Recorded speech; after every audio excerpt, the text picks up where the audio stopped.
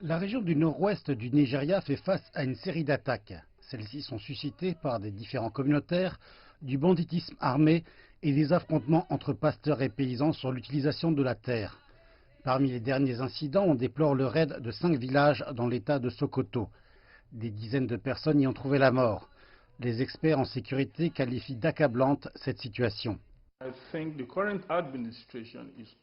Je pense que l'administration actuelle est dépassée par le nombre très élevé des attaques, des assassinats et des crimes de masse qui ont été commis dans différentes parties du pays. Nous sommes dans une situation où le nombre de zones hors droit pourrait en fait expliquer pourquoi nous assistons à une augmentation des crimes de masse. Par exemple, lorsque vous considérez les chiffres, les États qui ont une grande superficie sont en fait ceux qui connaissent le plus des problèmes de criminalité, de banditisme et les crimes de masse, parce que ce sont ceux qui ont le plus de zones hors droit. Les attaques se poursuivent malgré les divers efforts de paix et les interventions militaires. On estime à 8 000 le nombre de personnes dont la mort a été signalée et à plus de 200 000 le nombre de déplacés internes depuis 2011. Beaucoup s'inquiètent de ce que le gouvernement n'en fait pas assez pour faire cesser la crise.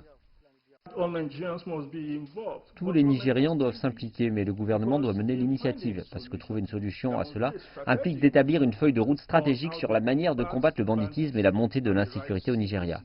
Il doit y avoir des efforts concertés dans ce sens. Le gouvernement doit être très clair sur la manière de coordonner les agences de sécurité, aussi bien les organisations militaires que les paramilitaires. Il nous faut procéder à un recrutement en masse de personnel de sécurité bien formé avec de l'équipement moderne. Nous devons aussi procéder à des réformes économiques.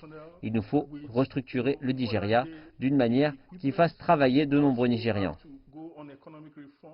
La police dit que des enquêtes sont en cours pour trouver les perpétrateurs. Les locaux continuent à s'en remettre à des agences de sécurité pour leur protection. Par ailleurs, le gouvernement fédéral a dévoilé des plans pour mettre en place une police mobile dans les régions affectées.